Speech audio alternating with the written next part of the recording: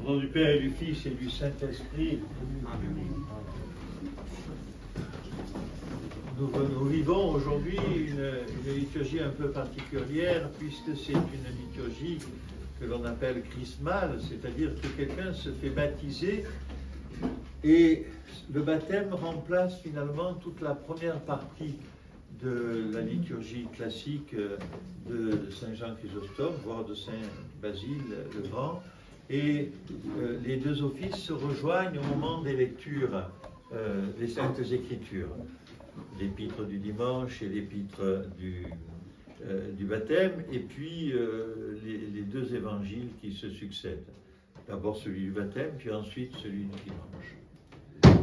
Nous avons aujourd'hui, nous avons le cœur en joie, puisque grâce à ces sacrements que l'Église nous a petit à petit codifiés, sur lesquels elle a donné du sens, nous accueillons dans l'Assemblée des fidèles un nouveau petit chrétien. Et celui-là, c'est un petit chrétien, effectivement, c'est un petit bout de chou, comme on dit. Vous savez qu'on ne fait pas de baptême avant le 40e jour, normalement, sauf cas d'urgence, pour des enfants qui sont en danger de mort. Et on baptise l'enfant le plus jeune possible. Pourquoi? Parce qu'au-delà de 6 mois, 7 mois, il commence des fois à y avoir une lutte avec le prêtre pour accepter de descendre dans la cuve, pour recevoir les diverses onctions. Et je dois avouer que c'est un tout petit peu plus difficile. Et puis surtout, ça donne une impression de quelque chose qui coule pas, qui file pas. Alors qu'un bébé qui pleure normalement, comme tous les bébés pleurent, ben c'est normal parce qu'il est déstabilisé par l'environnement, parce qu'il n'a pas l'habitude, parce qu'il voit un grand barbu hirsute qui fait un peu peur. Et comme il ne sait pas encore ce que c'est le Père Noël, ben, il n'a pas au moins cette consolation-là. Et cet enfant, sinon il vaut mieux baptiser un peu plus tard, à 3-4 ans, quand on explique à l'enfant ce qu'il va vivre. Et je me souviens d'une enfant, et certains s'en souviennent sans doute, une enfant qui devait avoir 3 ans et demi, 4 ans, une petite fille ukrainienne, blonde comme les blés, elle en était blanche, et elle avait très peur. Alors j'avais demandé à ses parents de venir voir l'église, je lui avais fait visiter l'église, je l'avais prise par la main, je lui avais expliqué. Puis le jour où elle est arrivée, je lui ai réexpliqué, puis je l'ai reprise par la main, et puis on l'a baptisée. Et nous avons eu l'impression, ceux qui assistaient à ce baptême ce jour-là, que nous avions baptisé un ange. On aurait dit qu'elle était ailleurs, qu'elle vivait quelque chose d'extraordinaire. Et si nous nous rappelons les uns et les autres notre saint baptême, pour ceux qui s'en rappellent, mais aussi pour le rappel que nous avons pu avoir en voyant d'autres baptêmes, parce que notre baptême, on ne s'en rappelle pas. Moi, j'ai été baptisé, je crois, j'avais 19 jours, je dois vous dire que je ne me rappelle pas vraiment. Mais, en plus, c'était un baptême catholique. Et le baptême que nous vivons, c'est véritablement le point de départ de notre vie de chrétien. Mais le point de départ de notre vie de chrétien, je dis souvent, c'est une petite graine que le Seigneur a fait descendre dans l'intimité de notre être. Mais une petite graine, pour qu'elle vive, ben, il faut l'arroser de temps en temps. Et vous savez où c'est qu'on va l'arroser? En venant à l'église. Pas tous les dimanches. On ne viendra pas, on ne pourra pas.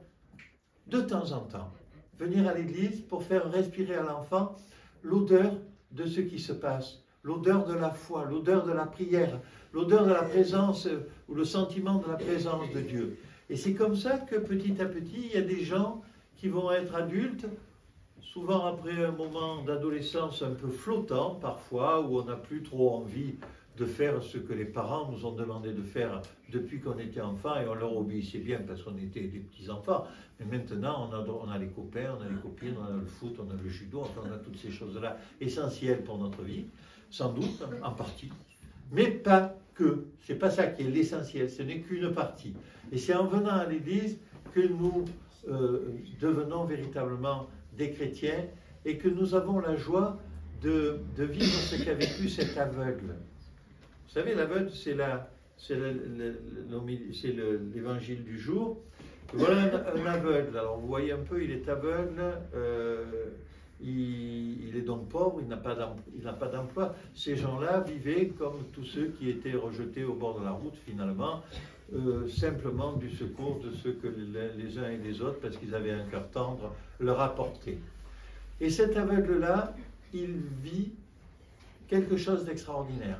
Il entend dire qu'il y a Jésus, le Nazaréen, le Nadarésien, enfin il y a plusieurs noms qui sont prononcés, mais c'est toujours du même. Et c'est un Jésus, il ne sait pas vraiment qui c'est, mais il a entendu dire que celui-là, il était venu changer le monde.